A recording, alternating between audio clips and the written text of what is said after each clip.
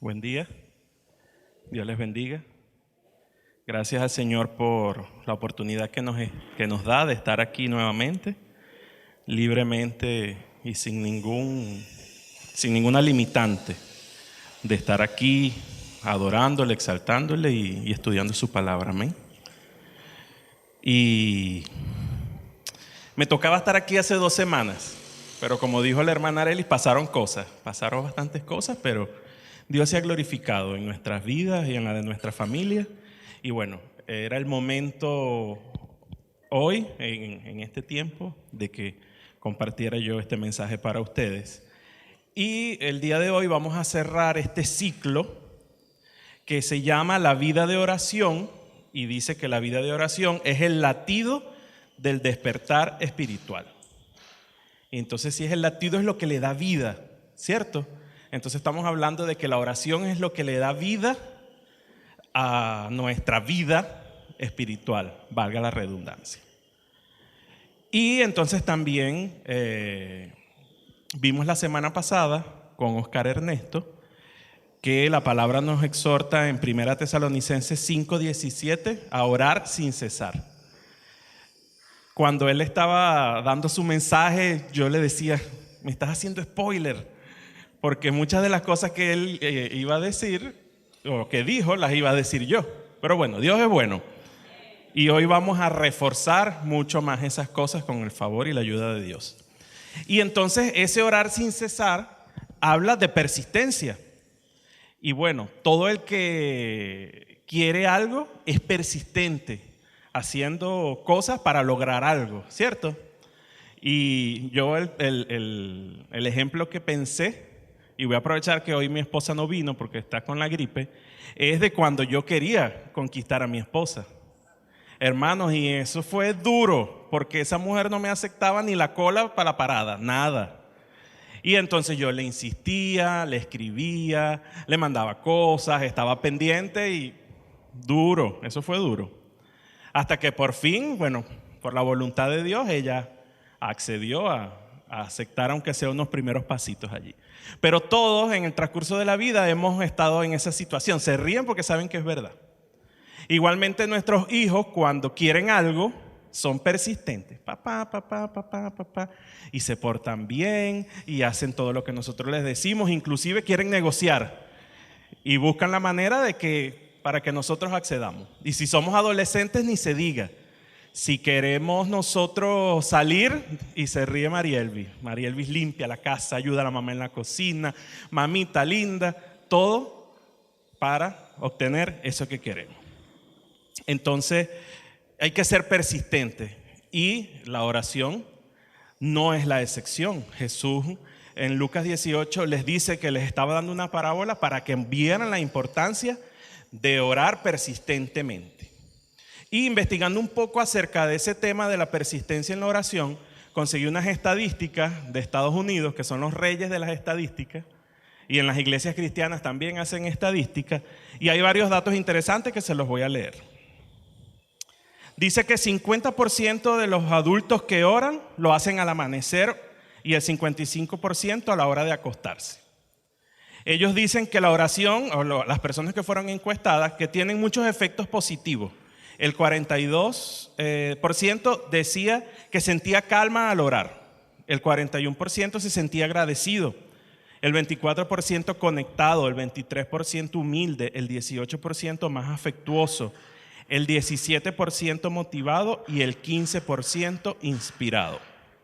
También decía que el 87% de las personas que oraban veían respondidas sus oraciones en el transcurso de 12 meses. Y Dios permitiera que nosotros supiéramos en qué momento Él va a responder nuestra oración, ¿verdad? Pero sabemos que realmente no es así. Y ya cantamos sobre eso y vamos a hablar sobre eso también. Finalmente decía que el 71% de los que oraban sentían que Dios estaba más cerca de ellos. Y por supuesto todo esto pues hacía que ellos tuvieran una mejor salud emocional y mostraran más compromiso con su fe. Inclusive los hacía participar más activamente de la vida cristiana. Entonces, en términos estadísticos, ya sabemos que es una ventaja que oremos de forma persistente. Pero orar de forma persistente no es solamente repetir palabras con un interés de obtener lo que uno quiere. Y muchas veces lo vemos así. Voy a orar, orar, orar para obtener eso que quiero, como cuando éramos niños o cuando éramos novios, lo que ya hablamos. Pero, como dice el título, y tomamos como quizás versículo central lo que dice Jesús en Lucas 11, 9 y 10. Y yo os digo, pedid y se os dará, buscad y hallaréis, llamad y se os abrirá. Porque todo aquel que pide recibe, y el que busca halla, y el que llama se le abrirá. Entonces la enseñanza se llama pidiendo, buscando y hallando la voluntad de Dios. Entonces ahí vemos que hay 3 verbos encerrados en esa afirmación: pedir, buscar y llamar. Y como vemos, ellos no son verbos pasivos, son verbos activos que nos llaman a hacer algo, que nos llaman a movernos en búsqueda de eso que necesitamos. Entonces, también esas 3 palabras nos hablan de una relación. ¿De una relación con quién? Con esa persona a quien estamos pidiendo. El pedir nos muestra que nosotros tenemos una necesidad que no podemos suplir por sí mismo, y por eso vamos a alguien que es mayor que nosotros para buscar cubrir esa necesidad. El buscar habla que es una muestra activa de fe, tengo que moverme a hacerlo. Y el hallar nos muestra parte de esa relación con Dios y que Dios es fiel. Y que porque yo pedí y busqué, yo hallé la respuesta de Él. Amén. Entonces vamos a estudiar hoy Lucas 11 del 1 al 13, póngase cómodo. Y vamos a ver qué pedir, qué buscar y qué es eso que vamos a hallar. Entonces vamos a irnos a Lucas 11 y vamos a ir desglosando este pasaje desde el 1 hasta el 13. Y lo primero que vamos a responder es ¿qué pedir? ¿Qué debemos pedir? Y en este pasaje vamos a encontrar que el Señor nos enseña el Padre Nuestro, que es su modelo de oración. Vamos a leerlo, Lucas 11 del 1 al 4. Ok, dice así la palabra del Señor. Aconteció que estaba Jesús orando en un lugar, y cuando terminó, uno de sus discípulos le dijo: Señor, enséñanos a orar como también Juan enseñó a sus discípulos. Y les dijo: cuando oréis, decid: Padre nuestro que estás en los cielos, santificado sea tu nombre. Venga tu reino. Hágase tu voluntad como en el cielo, así también en la tierra. El pan nuestro de cada día, dánoslo hoy. Y perdónanos nuestros pecados, porque también nosotros perdonamos a todos los que nos deben. Y no nos metas en tentación, mas líbranos del mal. Entonces vemos a los discípulos pidiéndole a Jesús que le enseñe: Maestro, enséñanos a orar como tú lo haces. Y esto no es algo aislado. Cuando revisamos Lucas, en el contexto previo, vemos que ya ellos habían sido testigos de la vida de oración de Jesús. En Lucas 5, lo que citó Ángela, pero su fama se extendía más y más, se reunía mucha gente para oírle y para que le sanase sus enfermedades, pero él se apartaba a lugares desiertos y oraba. En Lucas 6, en aquellos días él fue al monte a orar y pasó la noche orando a Dios. Lucas 9, aconteció que estando Jesús orando aparte, estaban con él los discípulos y les preguntó diciendo: ¿quién dice la gente que soy yo? Y también en ese mismo Lucas 9, pero en el 28, aconteció como 8 días después de estas palabras que tomó a Pedro, a Juan y a Jacobo y subió al monte a orar. Y entre tanto que oraba, la apariencia de su rostro se hizo otra y su vestido blanco y resplandeciente. Eso seguro fue impactante para ellos. Es la transfiguración.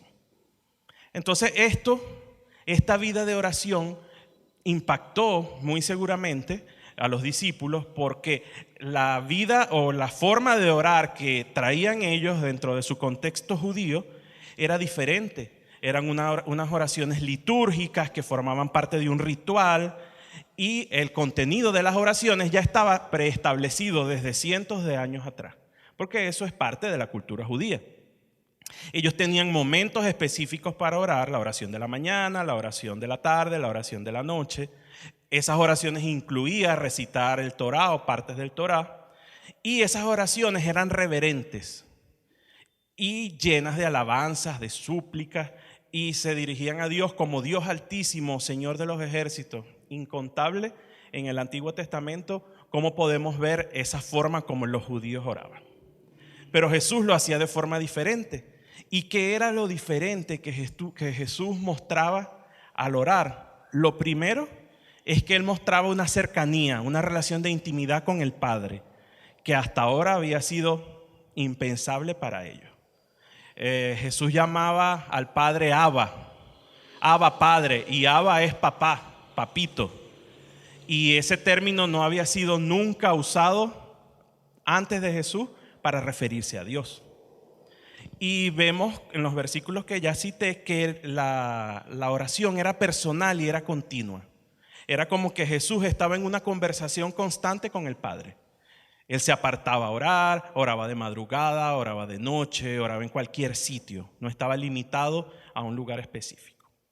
También hacía oraciones sencillas y no repetitivas. Y vemos que él mismo dice que no hagamos vanas repeticiones. Pero eran oraciones que podían ser breves, pero con una profundidad muy grande y que estaban centrados en Dios y en cosas de la vida diaria. Y por último, él oraba con autoridad y confianza, inclusive antes de recibir la respuesta de Dios. Y eso lo vemos cuando resucitó a Lázaro. Se los voy a leer. Dice: entonces quitaron la piedra de donde había sido puesto el muerto. Y Jesús, alzando los ojos a lo alto, dijo: Padre, gracias te doy por haberme oído. Él ya sabía lo que iba a suceder y mostró confianza en que ya la respuesta de Dios estaba hecha. Amén. Entonces, esta forma de orar le ofrecía a los discípulos una relación viva y directa con el Señor, una relación con Dios que rompía esos esquemas de los ritualismos del Antiguo Testamento.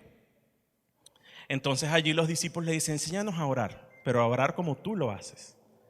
Y como Juan el Bautista le enseñó a sus discípulos. Probablemente eso no está explícitamente en la palabra, pero probablemente Juan hacía unas oraciones enfocadas en el arrepentimiento y en la preparación para la venida del Mesías, porque sabemos que ese fue el ministerio de Juan. Entonces acá, ante esto, el Señor les responde: Él le dice: cuando oréis, decid.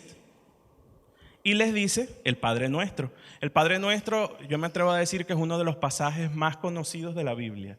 Quizás mucha gente no conoce más nada de la Biblia, pero se sabe el Padre Nuestro, porque se lo enseñaron en la casa, porque se lo enseñó su abuelita, su mamá, su papá.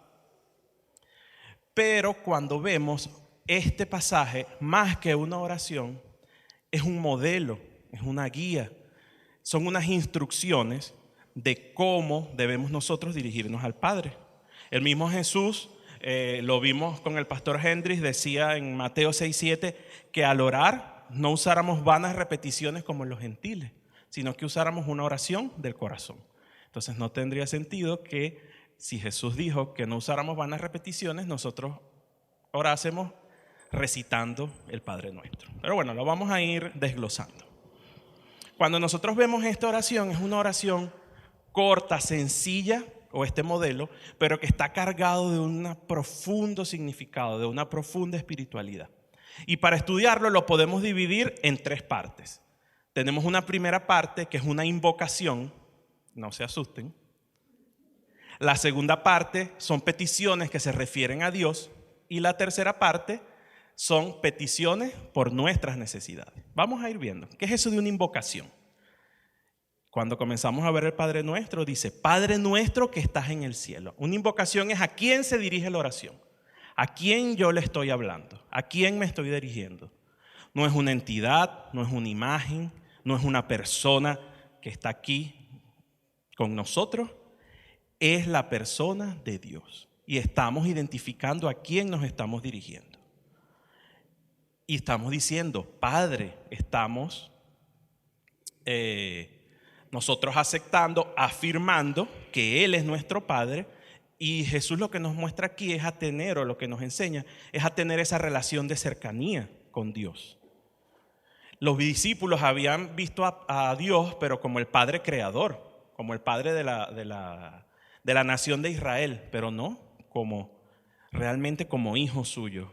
Y Jesús les dijo en Juan 1:12: Mas a todos los que le recibieron, a los que creen en su nombre, les dio potestad de ser hechos hijos de Dios. Y también es interesante que vemos que Jesús dice, Padre nuestro, no Padre mío. Entonces allí, nos está dando al Padre y también nos está mostrando que debe ser una oración comunitaria. Y también se pone en evidencia la importancia de la oración como comunidad de creyentes. También dice que estás en el cielo, Padre nuestro que estás en los cielos. Esto nos recuerda la grandeza y la santidad de Dios. Y dice segunda de Crónicas 26, Jehová, Dios de nuestros padres, ¿no eres tú Dios en los cielos y tienes el dominio sobre todos los reinos de las naciones? No está en tu mano tal fuerza y poder que no hay quien se resista. Entonces, lo que nos está mostrando Jesús aquí es que lo primero que debemos hacer cuando oramos es tomarnos ese tiempo para reconocer a quién estamos orando, quién es Él, por qué nos dirigimos a Él. Y una vez que hacemos esto, ya vendrán las demás cosas.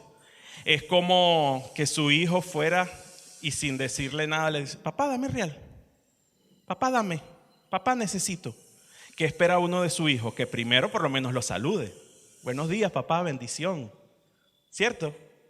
Pareciera algo semejante. Luego dice Jesús, santificado sea tu nombre. Y santificar algo es brindarle reverencia, es brindarle gloria. Y eso lo hacemos por quién es Él. Esto muestra la identidad de Dios. Y esto es innumerable. Santo, santo, santo, poderoso, soberano, fiel, amoroso, justo, bueno, eterno, inmutable, sabio, omnipotente, omnipresente, omnisciente, misericordioso. Y cuántas muchas cosas nosotros no pudiéramos decir de Dios. Pero ¿qué hacemos muchas veces? Decimos o exaltamos a Dios no por lo que Él es, sino por lo que Él hace. Y ahí sería, porque me escuchas, porque me provees, porque me ayudas, porque me consuelas. Y eso es válido, porque es una acción de gracias por esas dádivas de Dios para nosotros. Pero no lo estamos reconociendo por su identidad, por lo que Él significa, por lo que Él representa para la humanidad, para el universo y aún para nosotros mismos. Es como cuando nuestros hijos son niños y yo le preguntaba a Filipo, ¿tú me quieres? Sí. ¿Y por qué? Porque tú me buscas en la escuela, porque tú me cuidas. Y a medida que uno va madurando, como hijo se da cuenta, ¿verdad? De realmente cómo es el Padre, cuál es el carácter de nuestros padres. Entonces, así mismo, que el Señor nos ayude a madurar en la oración y a poder realmente mostrar ese amor y santificar su nombre con nuestras palabras. Pero también podemos santificarlo con nuestros actos.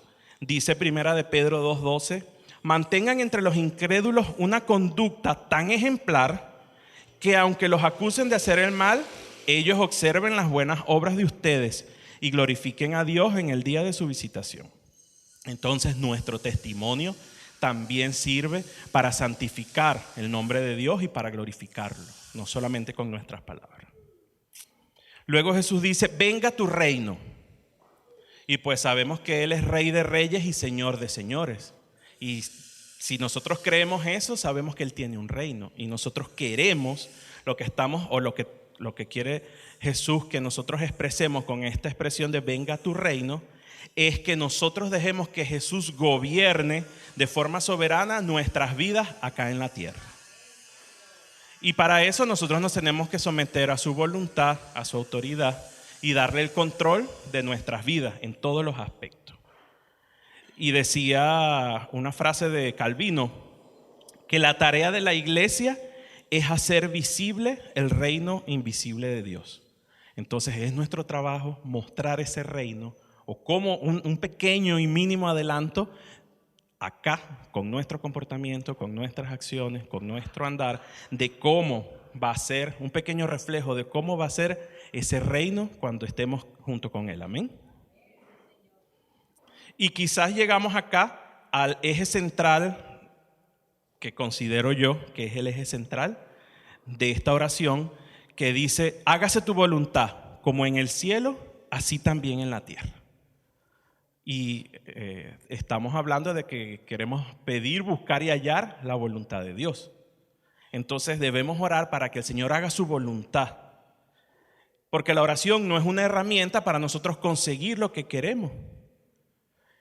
Más bien es para que nuestros deseos se alineen con esa voluntad de Dios, con ese plan de Dios, con esa soberanía de Dios. Y eso nos va a hacer descansar en que pase lo que pase, todo estará bien porque es la voluntad de Dios que se está cumpliendo en nosotros. Y Jesús fue el mayor ejemplo de ese sometimiento a la voluntad del Padre. Lucas 22:24. Padre, si quieres, pasa de mí esta copa, pero no se haga mi voluntad sino la tuya.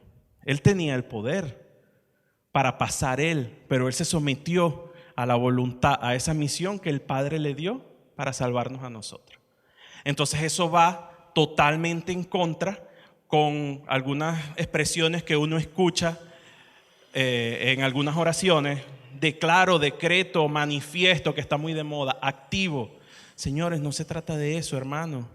Se trata de nosotros aceptar, a pedirle al Señor que haga Él su voluntad en nosotros y descansar en esa voluntad. Nosotros no tenemos ese poder de declarar, de decretar, de manifestar. Eso es don de Dios según su voluntad y según su soberanía. Entonces, aquí nos toca a nosotros reflexionar. ¿Qué estamos pidiendo? ¿Estamos pidiendo según nuestros propios deseos o según la voluntad de Dios? Que el Señor nos ayude siempre a discernir realmente cuál es su voluntad para nuestra vida. Luego dice: el pan nuestro de cada día, dánoslo hoy. Y una de las oraciones que nosotros hacemos más frecuentemente es al comer, ¿verdad? Si no, usted no es cristiano. Si usted así uno esté apurado, gracias Señor. Eso ya es como un chip que uno tiene, es como en automático. Entonces aquí Jesús nos dice que nosotros podemos acercarnos libremente y exponer nuestras necesidades al Padre, aún las necesidades más básicas que son el alimento del día a día. Pero nosotros como padres no solamente proveemos a los hijos de necesidades físicas, sino también le damos soporte emocional, ¿verdad? Uno los consuela, los anima, los regaña si los tiene que regañar. Asimismo, el Padre es fuente de provisión espiritual. Y Jesús les dijo en Juan 6:35, nos dijo: yo soy el pan de vida, el que a mí viene nunca tendrá hambre, y el que en mí cree no tendrá sed jamás. Entonces podemos orar confiadamente al Padre que Él va a proveer todo eso que nosotros necesitemos según su voluntad. Y Él realmente conoce lo que nosotros necesitamos. Y no se trata de nuestros deseos, de nuestros anhelos, ni aún de nuestros caprichos, sino lo que realmente nosotros necesitamos. Dice Romanos 8:32, el que no escatimó ni a su propio Hijo, sino que lo entregó todo por nosotros, ¿cómo no nos dará también con Él todas las cosas? Pero todas esas cosas siempre alineadas con su voluntad. Continúa el Padre nuestro diciendo: y perdónanos nuestros pecados, porque también nosotros perdonamos a todos los que nos deben. Nosotros sabemos que si hemos creído en el Señor, fuimos justificados gratuitamente. Pero nos encontramos en esa lucha del día a día contra el pecado. ¿Y qué debemos hacer? Pues reconocer el pecado, confesarlo y arrepentirnos. Eso es bíblico. Primera de Juan 1, 8 y 9. Si decimos que no tenemos pecado, nos engañamos a nosotros mismos y la verdad no está en nosotros. Si confesamos nuestros pecados, Él es fiel y justo para perdonar nuestros pecados y limpiarnos de toda maldad. Entonces acá habla de confesión del pecado. No deberíamos orar diciendo: Señor, tú conoces todo y conoces mis pecados, aún los que yo no he visto. Hermano, pero tenemos que con humildad: Señor, he pecado, hice esto mal delante de ti, hice esto, dejé de hacer esto, pensé esto.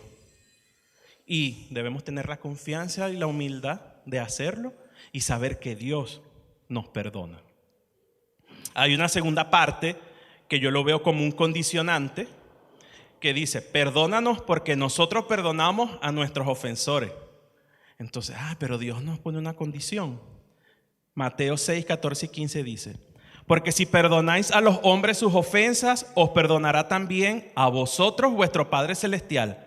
Mas si no perdonáis a los hombres sus ofensas, tampoco vuestro Padre os perdonará vuestras ofensas. Entonces allí vemos que es una condición, tenemos que perdonar. Tenemos que perdonar. Hasta 70 veces 7 le dijo Jesús a los discípulos. Debemos tener un espíritu perdonador. Si el Señor nos perdonó a nosotros todos nuestros pecados, ¿por qué nosotros debemos guardar rencor en nuestro corazón? ¿Y cómo osamos ir al Padre a pedir que nos perdone si nosotros guardamos rencor en nuestro corazón? Para reflexionar, ¿verdad? Si estamos o no perdonando. Amén.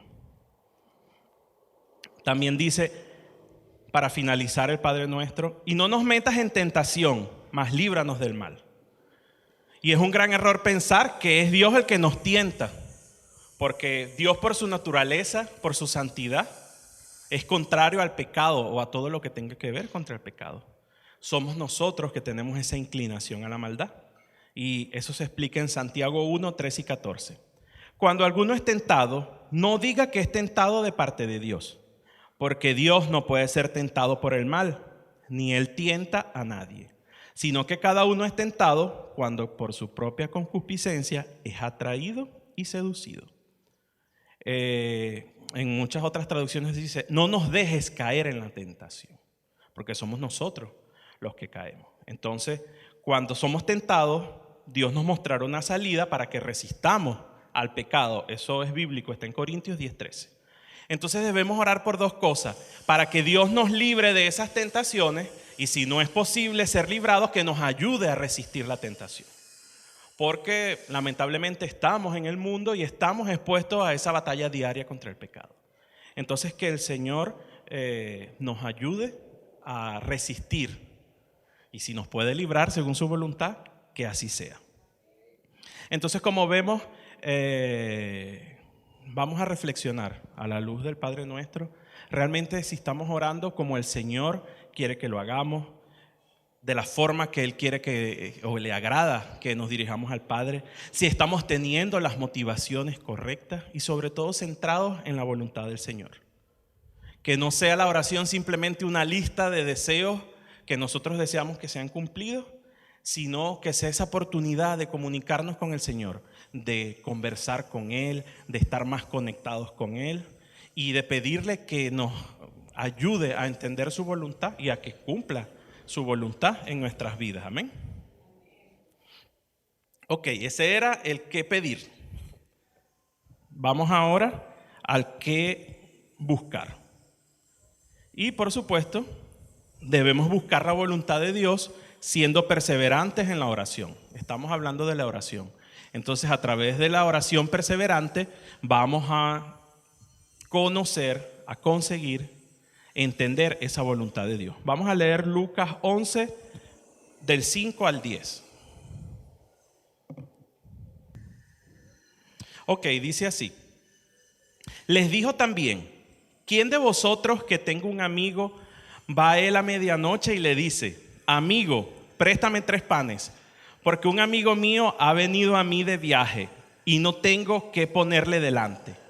Y aquel, respondiendo desde adentro, le dice: no me molestes, la puerta ya está cerrada y mis niños están conmigo en cama. No puedo levantarme y dártelos. Os digo que aunque no se levante a dárselos por ser su amigo, sin embargo, por su importunidad se levantará y le dará todo lo que necesite. Y yo os digo: pedid y se os dará, buscad y hallaréis, llamad y se os abrirá. Porque todo aquel que pide recibe, y el que busca halla, y el que llama se le abrirá. Yo me reí muchísimo con esto, porque ¿qué harían ustedes si va un amigo? ¿Qué te diría yo, Ever, si tú me llamas?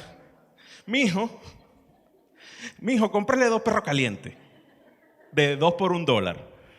Mi esposa me decía: no, yo voy y lo ayudo. El que me conoce sabe que yo soy sincero. Yo le dije: mijo, sí lo ayudaría, pero primero le digo: chamo, esta hora, esa gente que se le atrasó el autobús.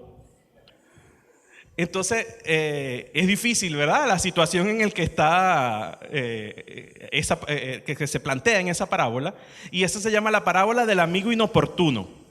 Y ella tiene una parecida en Lucas 18, que es la del juez injusto y la viuda persistente. Y entonces estas dos muestran la importancia de ser persistentes en la oración. Pero si usted lo ve superficialmente, pareciera mostrar erróneamente que si uno es insistente, es inoportuno, Dios se va a cansar de uno y le va a responder. Pero sabemos que eso no funciona así. Es importante aquí conocer el contexto histórico, ¿verdad que es interesante?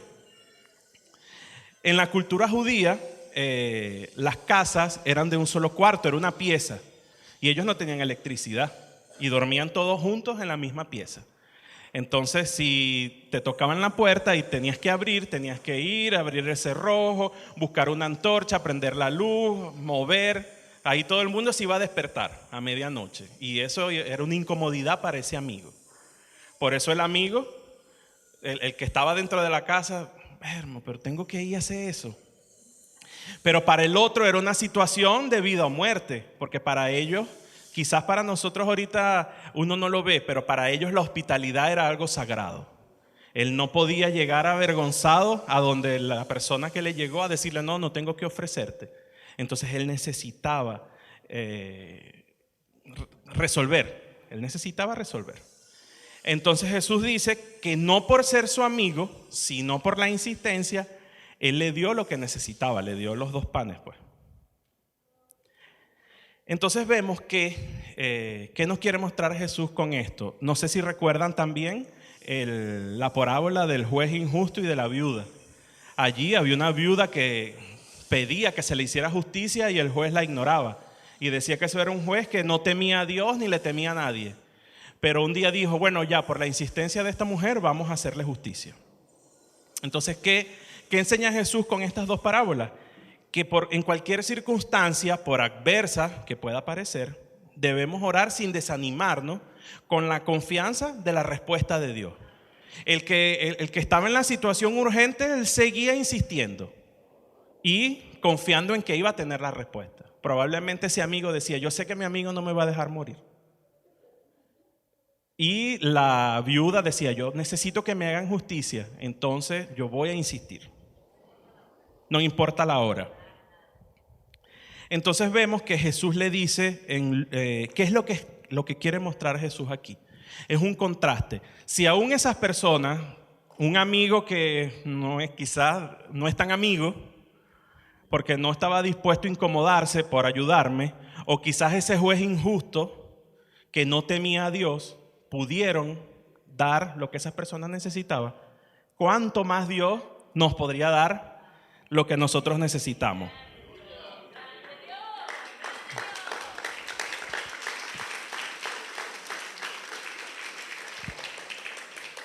Y dice Jesús ahí en Lucas 18:7, ¿acaso Dios no hará justicia a sus escogidos que claman a Él día y noche? ¿Se tardará en responderle? Y hay muchos otros versículos que nos llaman a persistir en la oración.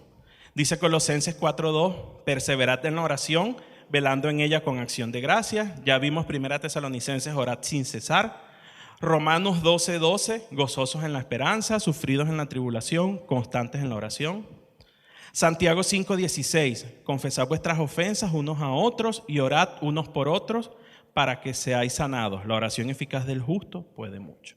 Entonces, como vemos, el propio Jesús nos llama a que seamos perseverantes en la oración. Pero ¿qué resultados tiene esa perseverancia? Lo primero es que hace que nuestra fe crezca y se haga más fuerte. Y es que hablar con Dios no es un monólogo. Nosotros tenemos la confianza de que Él nos escucha. Y eso nos mantiene en comunicación y conectados con Él. Y el orar nos recuerda esa presencia y ese poder que Él tiene sobre nuestras vidas. Y también nos ayuda a conocerlo más íntimamente, a conocer su voluntad, a experimentar su amor, su fidelidad, el cuidado que Él tiene sobre nosotros. Y dice Mateo 21:21, Jesús les dijo, de cierto os digo que si tuvierais fe y no dudaréis, no solo haréis esto de la higuera, sino que si a este monte dijereis, quítate y échate en el mar, será hecho. Y todo lo que pidiereis en oración creyendo, lo recibiréis. Entonces allí nuestra fe, nuestra confianza en el Señor se hace mucho más fuerte cuando nosotros persistimos en la oración. También nos volvemos más humildes y más dependientes del Señor. Esas dos características o esas dos virtudes, la humildad y la dependencia, se perfeccionan. Y acá podemos verlo en la parábola del fariseo y el publicano. ¿Se acuerdan cómo el fariseo oraba con orgullo y enumeraba todas las buenas obras que él hacía, mientras que el publicano se quedaba a la distancia y ni siquiera podía subir el rostro a ver el cielo, sino que decía: Dios, ten compasión de mí, que soy pecador? Eso es una muestra de la humildad. Y el solo hecho de nosotros acercarnos a Dios en oración nos hace ver de que no podemos solos, de que necesitamos su ayuda, de que dependemos de Él. Y también tenemos la certeza de que al hacerlo, pues vamos a tener toda esa guía, esa ayuda, esa respuesta a la necesidad que nosotros tenemos. Como dice Filipenses 4:6. No se preocupen por nada, más bien en toda ocasión, con oración y ruego, presenten sus peticiones a Dios y denle gracias. Y demos gracias porque sabemos que ya Él nos dará la respuesta que necesitamos según su voluntad. Amén. También al ser perseverantes en oración, nuestros propósitos se clarifican. Y sabemos que la oración también nos sirve como una fuente de discernimiento. Dice Proverbios 16:3, encomienda a Jehová tus obras y tus pensamientos serán afirmados. Entonces, el orar constantemente a Dios nos ayuda a discernir mejor, a tomar decisiones siguiendo la dirección del Señor, a ver realmente qué es lo importante, qué es lo necesario para nosotros. Es una fuente de sabiduría. Dice Santiago 1:5, si alguno de vosotros tiene falta de sabiduría, pídala a Dios, el cual da a todos abundantemente y sin reproche, y le será dada. Y tenemos que entender que nuestra persistencia no va a cambiar a Dios. Dios es inmutable, pero nos ayuda a alinear nuestros deseos con esa voluntad de Dios. Y pues los que vamos a cambiar somos nosotros. Y vamos a tratar de cambiar nuestro corazón, cambiar nuestra mente, para que nosotros también queramos las cosas que Dios quiere. Y ahí está Romanos 12:2. No os conforméis a este siglo, sino transformaos por medio de la renovación de vuestro entendimiento, para que comprobéis cuál sea la buena voluntad de Dios, agradable y perfecta. Amén. También el orar de forma persistente aumenta nuestra obediencia. Como ya les he dicho, se alinea nuestros deseos, nuestros pensamientos a la voluntad de Dios. Y no vamos entonces a buscar esas cosas que estén fuera de lo que Dios quiere para nosotros, que muchas veces pasa. Yo tuve un familiar que él me contaba arrepentido, que él oraba para que se muriera alguien. No les voy a decir quién. Yo oro para que se muera y se murió. Y ahora yo me siento mal porque yo hice eso. Eso está mal. Nosotros no podemos hacer cosas que estén fuera de la voluntad de Dios. No porque tú ores, alguien se va a morir. Entonces, pues eso aumenta, el orar aumenta nuestra obediencia y nuestro sometimiento a la voluntad del Padre. Y ahí está Jesús, que aunque tenía ese poder, como lo vimos hace un rato, Padre mío, si es posible, pasa de mí esta copa, pero no sea como yo quiero, sino como tú. Hágase tu voluntad. Entonces la oración persistente nos ayuda a ser obedientes. Y en el transcurso de este estudio, que bueno, se alargó bastante por todo lo que nos ha sucedido en este tiempo, yo un día venía escuchando la radio y escuché algo que me impactó. Era un programa de radio random que venía cambiando las emisoras y apareció. Y decía la moderadora: bueno, yo les voy a enseñar la devoción de los 40 Padre Nuestros. Y comenzó a explicar: hay que rezar 40 Padre Nuestros por 40 días a las 4 de la tarde. Y eso tiene una gran carga mística porque a las 4 de la tarde el Señor fue crucificado y 40 días, porque 40 días pasó el Señor en el desierto. Y usted pida con fe que lo que usted pida ahí se le va a cumplir porque esa oración es poderosa. Y yo decía, bueno, persistencia tiene, pero con la motivación incorrecta y de la forma totalmente incorrecta. El poder de la oración no fluye de nosotros. El poder de la oración viene a quien se dirige la oración, que es el poder de Dios, que actúa según su soberanía. No se trata, y muchas veces sé que a mí me ha pasado y sé que a muchos aquí que se limitan a orar porque, bueno, yo no oro bonito, yo no oro como tal hermano, porque yo no me sé muchos pasajes de la Biblia, porque me da pena orar. No, hermano. Dios conoce su corazón, Dios conoce sus motivaciones. Ore sin temor, sin pena, porque Dios conoce la sinceridad de la oración y la motivación de la oración. Él nos anima con este pasaje a seguir orando persistentemente porque Él nos escucha y Él actúa según su voluntad. Entonces revisemos cuál es nuestra actitud al orar. ¿Estamos realmente buscando esa voluntad de Dios o queremos orar es para que se cumplan solamente nuestros deseos? Que el Señor nos ayude a buscar en oración que se haga su voluntad. Un momentico.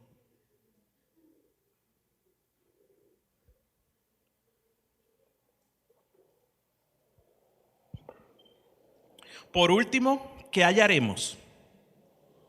Y por supuesto, tengamos la confianza que hallaremos la respuesta de Dios. Y vamos a leer ahora Lucas 11, del 11 al 13.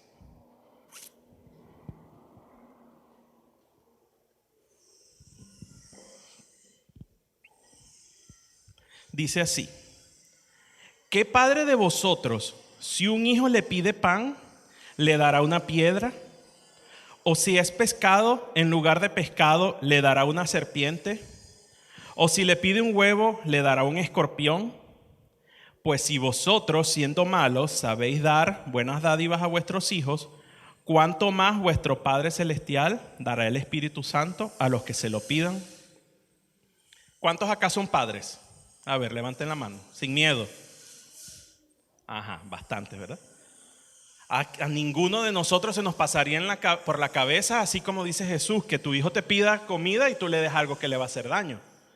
Entonces, eso sucede porque nosotros tenemos un instinto paternal, que es un impulso natural que nos lleva a querer cuidar, proteger y asegurar el bienestar de nuestros hijos, ¿verdad, Adriana?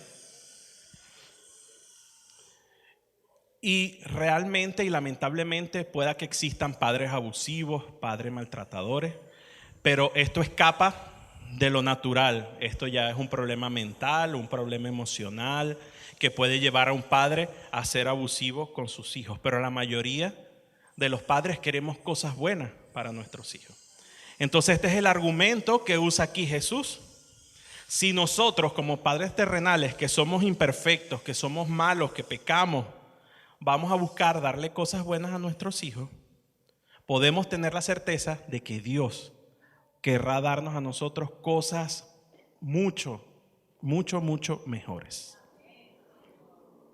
Y dice Santiago 1:17: toda buena dádiva y todo don perfecto desciende de lo alto, del Padre de las luces, en el cual no hay mudanza, no hay ni sombra de variación. Amén. Y dice también que aunque mi padre y mi madre me abandonaren, con todo Jehová me recogerá. Entonces ese es el Padre que no tiene sombra de variación, que no varía bajo ninguna circunstancia, bajo ningún problema. Es nuestro Padre Celestial. Amén. En Mateo 7, que es el paralelo de este pasaje del Padre Nuestro, dice: ¿cuánto más vuestro Padre que está en los cielos dará buenas cosas a los que le pidan? Pero en este de Lucas 11, Jesús usa otras palabras: vuestro Padre Celestial dará el Espíritu Santo a los que se lo pidan. Y yo me imagino que eso fue para los discípulos un impacto, porque hasta ese momento en el Antiguo Testamento el Espíritu Santo, bueno, Estaba presente, por supuesto, desde la creación. Nosotros vemos el Espíritu de Dios. Pero ese Espíritu se hacía de manifiesto, inspirando a los patriarcas, a los profetas, a esos hombres escogidos de Dios para que cumplieran su plan redentor. Pero aquí Jesús le está mostrando que de todas las cosas buenas que Él podía darle, el Padre en su voluntad había decidido dar el Espíritu Santo. Y luego se los dijo en Juan 14:26, mas el Consolador, el Espíritu Santo, a quien el Padre enviará en mi nombre, Él os enseñará todas las cosas y os recordará todo lo que yo os he dicho. Y bueno, nosotros creemos por fe de que Él mora permanentemente en nosotros y nos guía a toda verdad. Amén. Entonces, hermanos, es inevitable llegar a este punto. ¿Qué mayor muestra de amor, qué mayor muestra de cuidado, qué mayor muestra de respuesta de Dios que el haber dado a su Hijo por rescatarnos a nosotros del pecado? Y no solamente eso, sino también nos dio el Espíritu Santo, fuente de consuelo, de guía, de dones espirituales. Inclusive, yo quizás esto no lo había visto como lo vi en esta ocasión. El Espíritu intercede por nosotros. Dice Romanos 8:26. Y de igual manera, el Espíritu nos ayuda en nuestra debilidad. Pues hemos de pedir como conviene, no lo sabemos, pero el Espíritu Santo intercede por nosotros con gemidos indecibles. Entonces, si el Señor nos da ese regalo y nos dio ese regalo del Espíritu Santo, ¿cuántas más cosas no nos dará según su soberana voluntad? Amén. Entonces, debemos tener esa confianza de que Dios responde, de que obtendremos la respuesta del Señor. Dice 1 Juan 5, 14, 15. Y esta es la confianza que tenemos en Él, que si pedimos alguna cosa conforme a su voluntad, Él nos oye. Y si sabemos que Él nos oye en cualquier cosa que pidamos, sabemos que tenemos las peticiones que le hayamos hecho. Entonces aquí está el punto clave. Es como cuando nuestros hijos nos piden algo. Nosotros no le vamos a dar cualquier cosa. Nosotros le vamos a dar algo que nosotros sabemos que le va a hacer bien, que le va a servir, que lo va a nutrir. En el caso de los alimentos, que es lo que el Señor usó como ejemplo. No le vamos a dar lo que Él quiera o lo que Él esté encaprichado en tener. De esa misma manera, si nosotros pedimos conforme a la voluntad de Dios, conforme a lo que Dios quiere para nosotros, Él nos oye y vamos a tener esas peticiones que hayamos hecho. Eso debemos internalizar y debemos tener esa certeza en nuestra mente, en nuestro corazón. Amén. Pero a veces la respuesta de Dios no es como nosotros la esperamos. No es de la forma, ni el tiempo, ni en las circunstancias que nosotros la esperamos. Y esto lo vamos a ilustrar con un pasaje en Romanos 15, 30 al 32. Si alguien lo puede leer, por favor.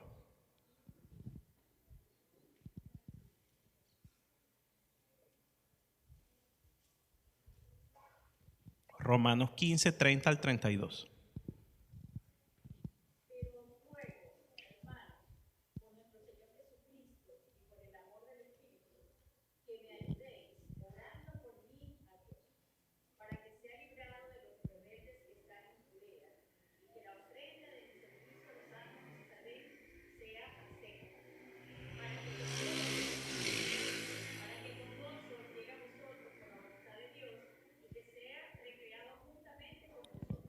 Gracias.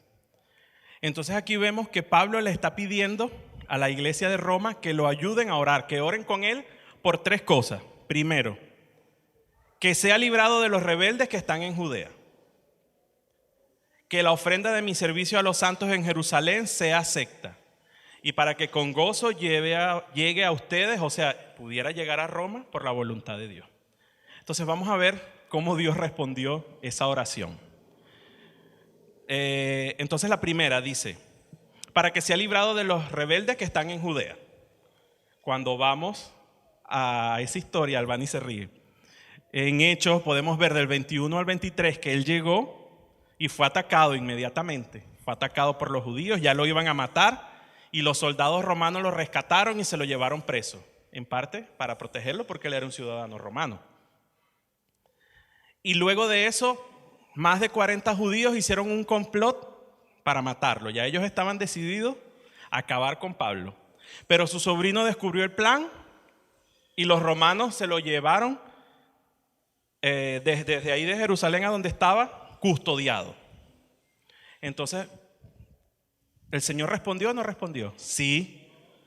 ¿Cuál era la oración? Sé librado de los rebeldes que están en Judea. Fue librado, pero no pasó así buenas. No, fue con sufrimiento, ¿verdad? Luego vemos que la ofrenda de mi servicio a los santos en Jerusalén se acepta. ¿Qué pasaba acá? Sabemos que la iglesia de Jerusalén estaba en conflicto por que había sido llevado el evangelio a los gentiles. Ellos tenían una fuerte carga que provenía del judaísmo y quizás ellos no iban a aceptar esa ofrenda que la iglesia gentil le estaba mandando. Vemos en Hechos 21 que los líderes de la iglesia lo recibieron con gozo y agradecieron a Dios por lo que él había hecho entre los gentiles. No dice explícitamente que recibieron la ofrenda, pero intuimos que sí por la actitud que tuvieron ellos ante la llegada de Pablo. Entonces eso fue un sí. Y por último, él pedía que lo acompañaran en oración para que con gozo llegue a vosotros por la voluntad de Dios y que sea recreado juntamente con vosotros. Y sabemos que él llegó a Roma, pero no llegó como misionero, llegó como prisionero y sufrió maltrato, lo querían matar, sufrió un naufragio, pero finalmente llegó. Y dice que fue recibido y que él cobró ánimo cuando llegó a Roma porque se había cumplido de cierta manera no, se había cumplido el propósito de que él llegara allí, pero en circunstancias diferentes. Entonces vemos acá que Dios concedió la oración de Pablo, pero mediante sufrimiento, encarcelamiento y prueba. Pero finalmente Dios se glorificó, porque cuando vemos la historia, vemos que él pudo expandir ese evangelio al mundo gentil y a personajes importantísimos. Testificó ante el Sanedrín, ante los gobernadores romanos, ante el rey Agripa y finalmente en Roma. Y estando encarcelado en Roma, nos dio para la posteridad, y aún lo tenemos, muchas de las cartas a las iglesias. Amén. Entonces vemos que hay un propósito de Dios mayor y que muchas veces la oración no es contestada de la manera en que nosotros creemos que va a ser contestada, pero debemos tener la convicción de que Dios responde en su tiempo y en su forma. Y dice la palabra en Salmos 34:15 que los ojos de Jehová están sobre los justos y atentos sus oídos al clamor de ellos. Y Isaías 65:24, antes que clamen yo responderé, mientras aún esté hablando yo habré oído. Pero muchas veces sentimos que Dios no nos escucha, que Dios guarda silencio. Y la Biblia muestra algunos episodios en donde el Señor guardó silencio por un tiempo, como en el caso de Job. Sabemos todo lo que pasó Job y cómo él decía, Señor, no escuchas mi clamor. O el ejemplo más impactante, Jesús en la cruz, que decía, Elí, Elí, lama sabactaní, Dios mío, ¿por qué me has desamparado? Pero ¿qué trajo ese silencio de Dios? Un propósito mayor, que era nuestra salvación. Entonces debemos confiar en que Dios responde en su tiempo, Dios responde en su momento, y debemos tener esa confianza de que el Señor responde en nuestras oraciones, pero según su voluntad, según su tiempo. Hay un salmo que también nos muestra esto, que es el Salmo 13. Se los voy a leer. Esto es en NBI. ¿Hasta cuándo, Señor, me seguirás olvidando? ¿Hasta cuándo esconderás de mí tu rostro? ¿Hasta cuándo he de estar angustiado y he de sufrir cada día en mi corazón? ¿Hasta cuándo el enemigo me seguirá dominando? Señor y Dios mío, mírame y respóndeme. Ilumina mis ojos, así no caeré en el sueño de la muerte. Así no dirá mi enemigo, lo he vencido. Así mi adversario no se alegrará de mi caída. Y esto es lo más importante. Pero yo confío en tu gran amor y mi corazón se alegra en tu salvación. Canto salmos al Señor. El Señor ha sido bueno conmigo.